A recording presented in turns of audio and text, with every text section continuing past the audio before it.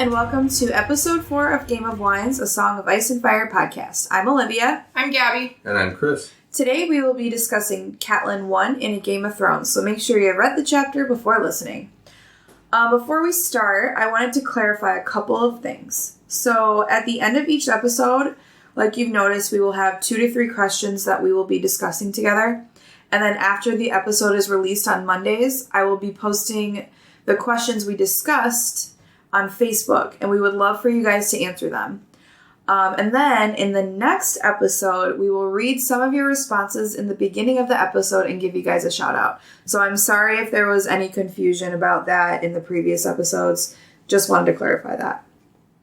And then some exciting news. Starting today, we are going to have 2 new segments in the beginning before we start talking about the details of the chapter. So the first new segment is news. And so Chris will be reading some news updates about the Game of Thrones / A Song of Ice and Fire world every episode. Some fun stuff. Yeah. Mm-hmm. And then the second segment is Martin Message. So the author of the books, George R.R. Martin, has a blog and he puts out regular blog posts. So I will be reading his most recent blog post after the news. So it kind of gives us a little look into the author's life.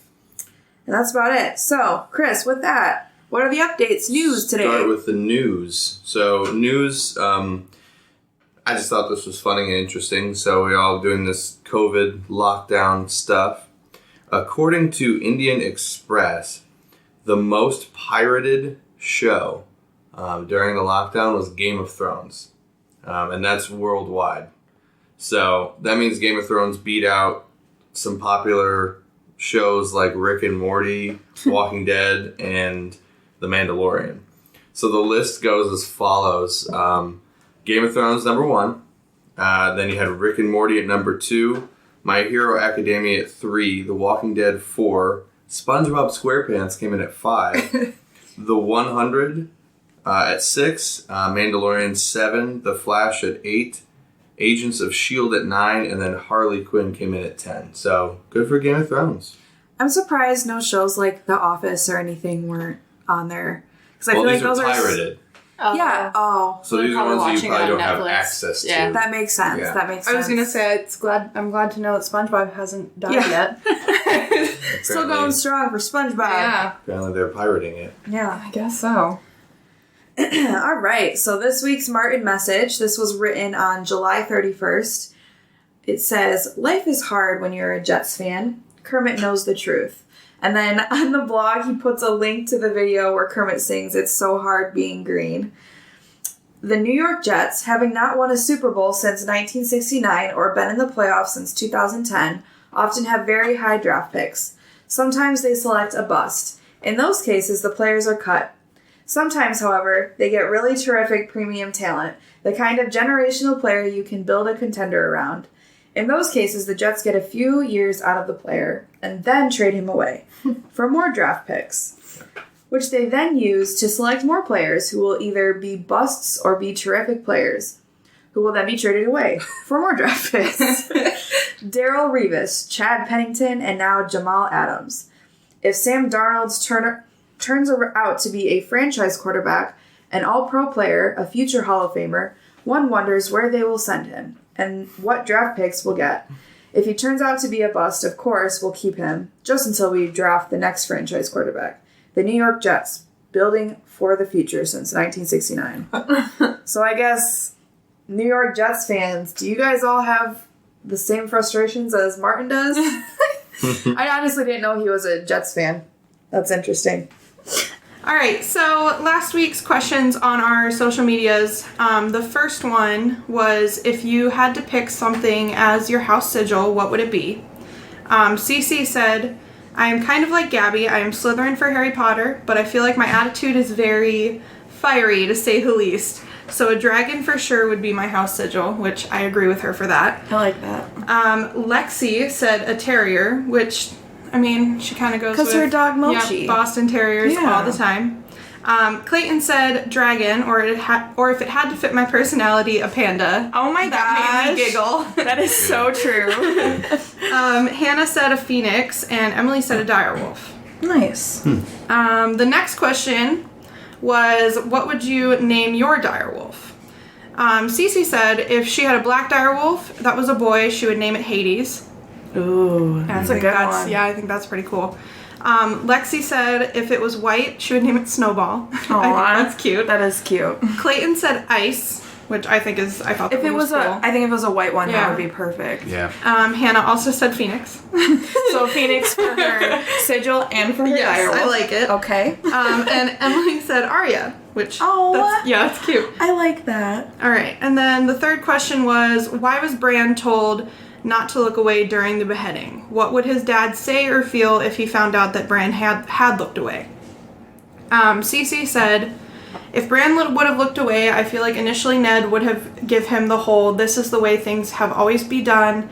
It is best to learn how important loyalty and tradition is, kind of thing. Which I agree. He would have gotten a whole lecture. Spiel. Yeah. Yeah. Lexi said he would tell him to man up, which I mean is essentially the whole thing. Like, face your fears. For sure. Clayton said Bran couldn't look away because he would have to do it one day. He has to understand the weight of his actions.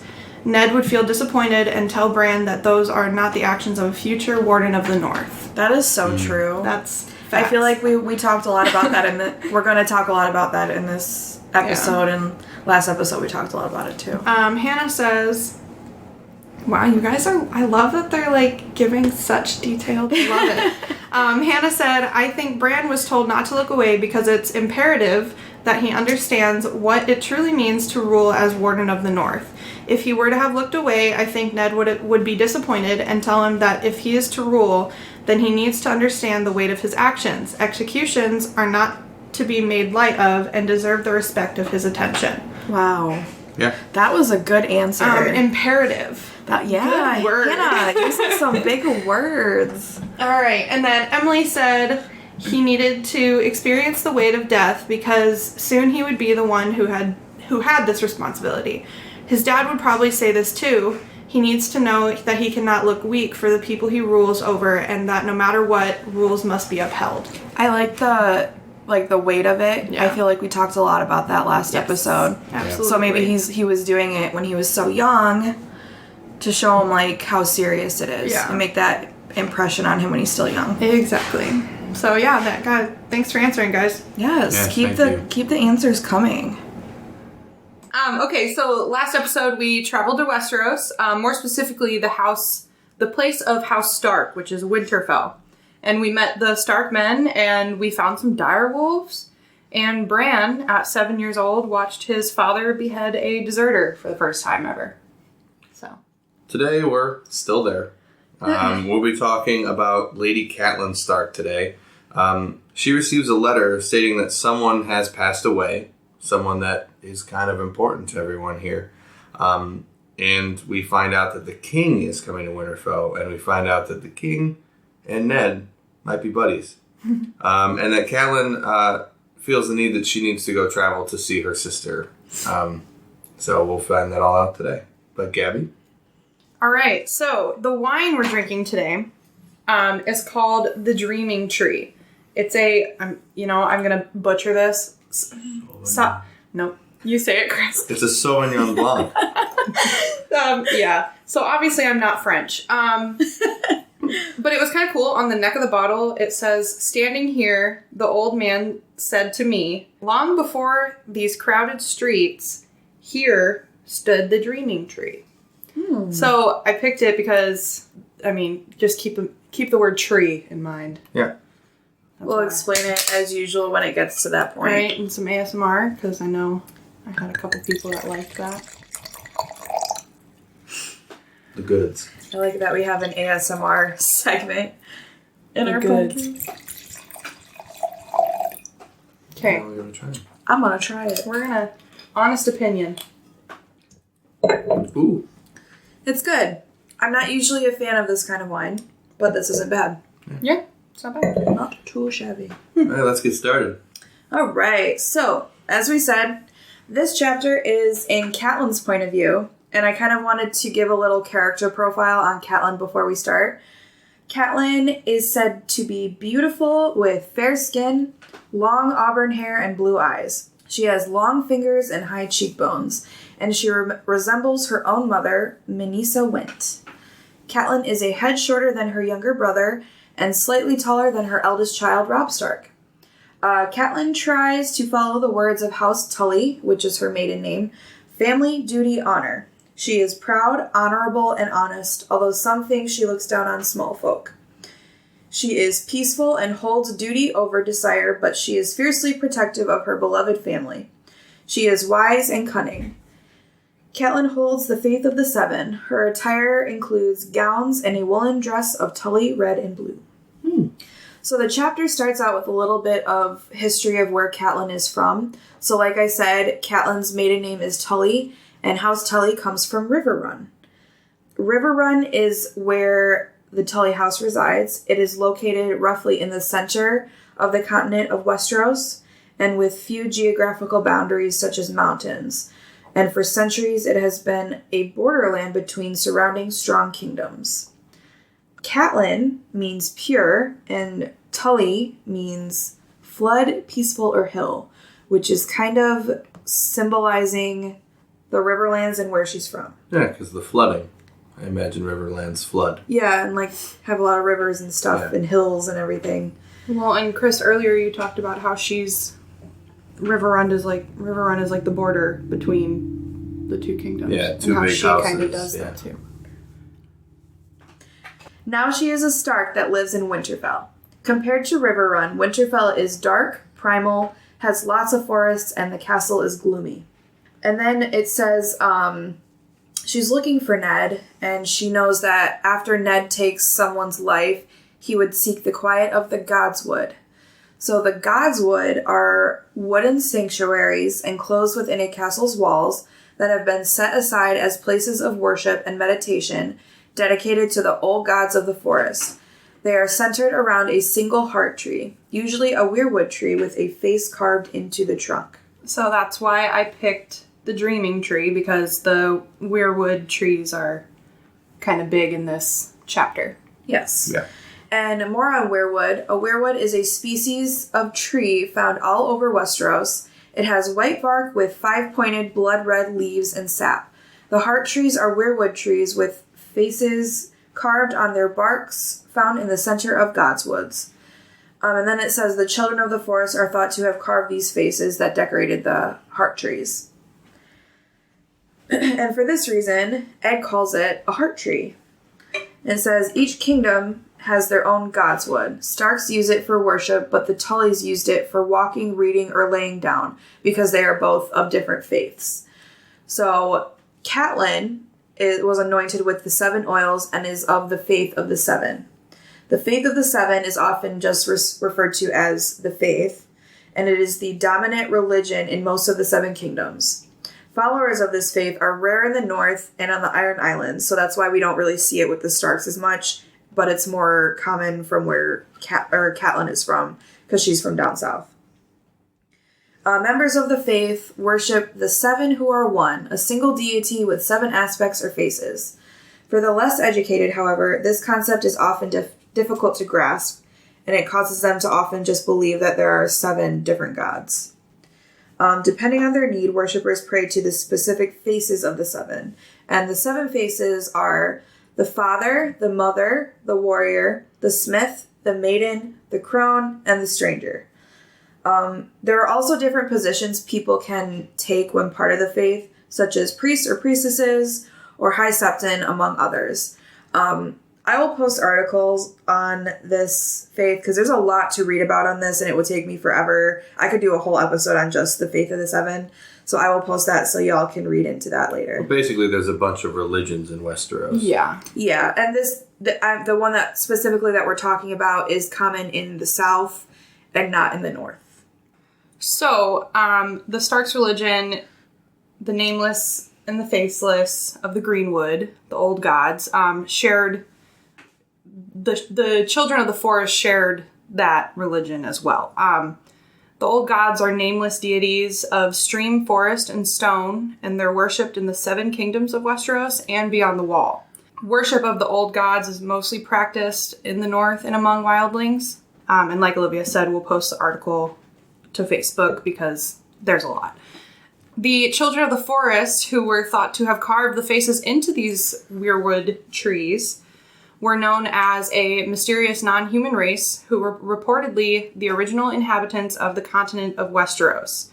So they were already there when the first men migrated to the continent 12,000 years before Robert's Rebellion. They resemble humans, but are significantly smaller, no larger than a human child. And they have round, soft faces with disproportionately large and expressive eyes that are very wide set, which I think is kind of creepy. I don't know. I find big eyes kind of creepy. Pale gray-green skin with a rough texture. They only had hair on their heads. They didn't have eyebrows or any kind of other bodily hair. They only have 4 fingers on each hand, and they live a very long time, like tens of thousands of years. I have a question. Okay. Do you think, like, even though they're, like, the size of kids, do you think their, like, features age? Like, do you think they actually age even though they don't get taller or anything? So do you think they look like really short old people? Maybe. That'd be kind That's what I'm trying. I'm kind of like... That'd be kind of creepy. Yeah. I was kind of, like, imagining that in my head, but... In the south, all of the weirwoods had been burned down or cut up thousands of years ago, except on the Isle of Faces. This is why it's not common where Catelyn is from to have that kind of tree. But every castle in the north had their own weirwood tree. As we said before, Catelyn went to find Ned after his return to Winterfell from the beheading, just to kind of talk to him about some stuff. And she found him cleaning his sword in the Godswood. Ned kind of asked her about the children, and Catelyn says they're all up in the kitchen naming their puppies, and that their youngest, Rickon, is afraid of his direwolf. And Ned kind of uses that as being able to say, well, they need to face their fears because winter is coming. And this is where we hear for the first time, the family words for the Starks. Every family in the Seven Kingdoms has their own words, which are like their motto. And we'll discuss more of those words as we meet more of the houses. But then they go on to talk about the man who was just beheaded. And it's said that he's the 4th deserter of the Wall this year. The deserter was half mad, and Ned said he saw something in this guy's eyes that had to have put fear deep into his soul. So he had to have seen something, I mean, terrifying. Yeah. Ned had heard from his brother that is on the Wall and is part of Night's Watch, that the Night's Watch is actually dwindling. There's less than 1,000 men, and they're not just losing men to, like, desertings, they're losing them on rangings as well, which they're blaming on the wildlings. But, I mean, from what we already know, they're kind of just in denial and don't want to accept or believe that there are White Walkers that still exist. Yeah. And then Ned kind of talks about how the king beyond the wall, who is Mance Rayder, probably will need to be talked to if they keep losing men. Mm-hmm. Yeah. So they're kind of like in denial. Yeah. They're not quite sure what's going on, but they don't want to think that it is the White Walkers. Yeah, throughout this chapter, everyone keeps saying, "Oh, the others are dead, so there's nothing to be afraid about," and everyone is convinced that they're gone. There's no such thing. So we can tell already from the prologue that that's not true. There clearly is something north of the Wall that's doing something. So Ned finally says, "Okay, woman, kind of out with it. What do you want to say? Why did you come here to talk to me?" And then Catelyn, drops the bomb on him here. She tells Ned that Jon Arryn is dead. So Jon Arryn, as of currently, was the hand of the king to Robert Baratheon. He's also the head of House Arryn, whose titles include Lord of the Eyrie, Defender of the Vale, and the Warden of the East. Jon Arryn served as the hand of the king for Robert Baratheon from 283 AC until his unexpected death now in 298 AC. He's also the husband of Lady Lysa Arryn, who is Catelyn's sister, and father of a child named Lord Robert Arryn. And he acted as a second father, actually, to Lord Eddard Stark and King Robert. So they both were in the Eyrie, and he was like a second father to them. And for those of you who have seen the show, Lord Robert Arryn. It actually goes by Robin Arryn in the show, and from what I've read, they basically didn't want to confuse the two. They didn't want people confused Robert and Robert Arryn. So Yeah, because I'm sure if somebody was just talking about, like, oh, Robert did this, they were like, which Robert? Yeah. yeah. Made it more distinguishable. So, like I said, Ned was a ward of the Eyrie for a while during his childhood, along with Robert Baratheon. 15 years ago, they stood together to wed two sisters in Riverrun, Catelyn and her sister Lysa. So, Lord Arryn married Lysa, and Ned married Catelyn. So they became brothers-in-law, just to connect the families even more. So right now, Catelyn's saying that she wants to go be with her sister in her time of grief.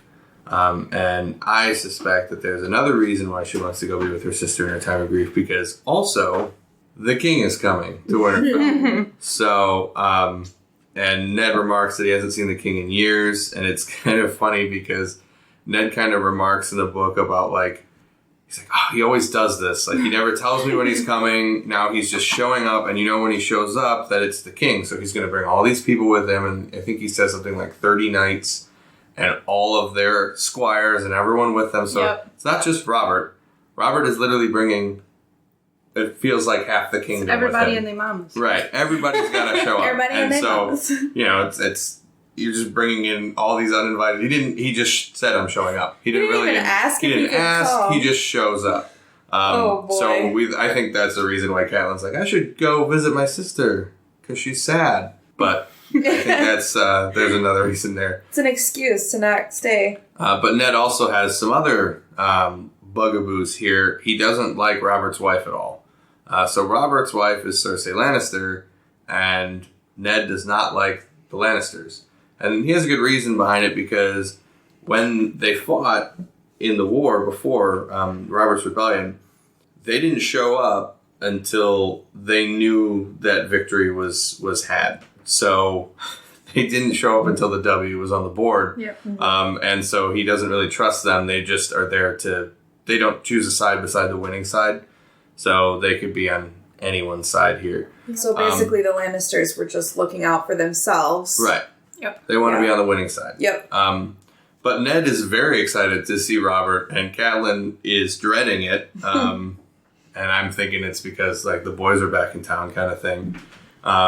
Boys are back in town. So Ned's That's what like... I was thinking too. So Ned's basically like, let's roll out the red carpet, right? We need a feast. We know that Robert's going to want to go hunting. We know all this. And so they start doing that. And even Ned sends a letter to his brother in the Night's Watch, Benjen Stark, and says, hey, king's coming. And you should meet with the king while you're here and everything. So that's kind of where the chapter ends. We know that the king is coming. Mm-hmm. And Catelyn is not happy about it. Catelyn's not happy, and we know that, it's kind of bittersweet at the same time. Yeah. Because we know Jon Arryn, his second father, is dead. Yeah. All right. But let's get into some discussion questions. Discussion time. So, the first one's kind of funny. Do you guys ever have a friend? Did you guys ever have a friend growing up that just kind of come over unannounced in childhood? Or, now, for instance. Gabby. All right, That would be Gabby. She shows up at our house. Looking at you. Okay, well, maybe you shouldn't have given me a key. Yeah, maybe. I'm not saying I dislike it. I'm just... Yeah, I mean, fair enough. I guess I am. Y'all don't have any other friend. It's Ouch. just me. Really? But, in childhood, did anybody have any? I mean, yes, but I don't think I would have considered that person a friend. Honestly, they were somebody in my neighborhood that just would harass me, and I'd be like, bro. Yeah, I had people come and knock on my door and be like, "Can Olivia come out and play?" Yeah, that's what we were talking about. We've always had those kids. And I didn't. We grew up without cell phones. Yeah. Until we were old enough to know how to use them. So Right. not like kids were texting each other. Right.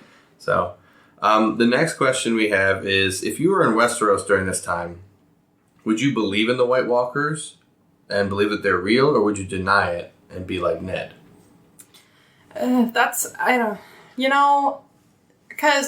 in a way, I kind of see them. I mean, they're undead, quote unquote. So it's like us believing in zombies. You know what I mean? Yeah. So I don't know if I would, because in a way, But like, They're not. But it's different than zombies though, because they said that they did exist at some point. You know? Yeah, so true. Zombies So have it's never like existed. they never existed. Yeah, but like they're saying that they did exist and now they're all dead. Yeah, I And guess I people are don't know. I think it's more of like a fear. Like you just don't want to think that. I think I would deny it until I saw it, but Yeah. I think if enough people came up to me and were like, "This is a concern. You should Yeah. probably look into this," I probably would. Yeah. Yeah. So. Fair enough. Yeah. All right. Cool. Well, that's all discussion questions. So. Cool. All right, guys, thanks so much for joining us today. Make sure to follow us on Facebook at A Game of Wines, A Song of Ice and Fire podcast, and on Instagram and Twitter at Game of Wines 1, and also on YouTube at Game of Wines podcast. And check out the discussion post on our Facebook page. Next week, we will be discussing Daenerys Chapter 1, so make sure you read that chapter before next episode. Thanks, guys, and we'll see you next week.